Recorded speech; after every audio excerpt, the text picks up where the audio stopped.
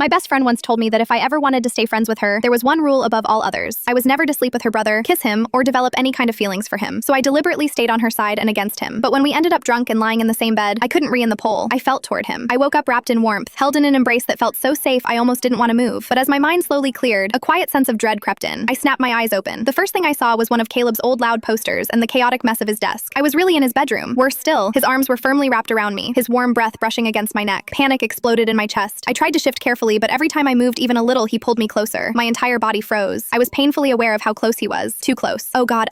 What did I do last night? I cautiously turned my head. I stared at his sleeping profile, my heart pounding so hard it felt like it might leap out of my throat. Caleb Reed, my best friend's older brother, the school's most notorious heartbreaker, and apparently the guy I trusted. Something incredibly important too. If Mira found out, our friendship would be over. It took every ounce of effort to slip free from his hold. When I stood up, a dull soreness made me wince, a physical reminder of the night I barely remembered. My clothes were a mess, clearly worse for wear. My skirt was wrinkled, but at least still intact. I got dressed as fast as I could, not daring to look back at him. Once I tiptoed through the disaster zone of a hallway, stepping around scattered red plastic cups, balled-up napkins, and other remnants of the party. The moment I reached the bathroom, I locked the door and stared at myself in the mirror. Wide Andy, and my hair was a complete. My lipstick was smeared, my lips unusually swollen. Then my pupils shrank as I noticed 3 dark marks just above my collarbone. I froze, holding my breath. Caleb had left unmistakable signs, almost like he was claiming territory. And what scared me most was that deep down I didn't completely. Bailey, what are you doing in there? Mira's voice suddenly cut through the door. My nerves snapped tight. I frantically rearranged my hair, trying to hide the marks, forcing myself to look calm. Coming just a minute. I opened the door stiffly. Mira was leaning against the wall, arms crossed, clearly irritable. Everyone's gone. I'm about to burst, she muttered as she rushed past me into the bathroom. I seized the chance to hurry downstairs, afraid she'd notice off, and escaped into the kitchen. I grabbed the last bottle of ice water from the fridge and gulped it down, trying to cool the heat rushing to my face. I drank too fast. My throat burned and I bent over, coughing, gasping for air as I instinctively looked back. Caleb leaning against the doorway shirtless, his tone frame on full display. His blue eyes were locked on me. My body reacted before my mind could stop it, warmth spreading as flashes of last night. His intense, possessive gaze flickered through my thoughts. What did you do to Bailey? Mira's voice rang out sharply. She shot her brother a suspicious look while gently patting my back. I was still coughing when Caleb shrugged lazily. What could I possibly do to this little flower? I was just saying hello. That familiar crooked grin tugged at his lips as he stepped closer. You okay, little flower? His rough voice sent shivers down my spine. You just startled me, I said quietly, avoiding his burning stare. He took the bottle from my hand, his fingers brushing mine. The contact sent a jolt through me as he tipped his head back to drink. His eyes never left mine. My stomach twisted. Caleb, you're seriously the worst, Mira snapped, smacking the bottom of the bottle and making him choke.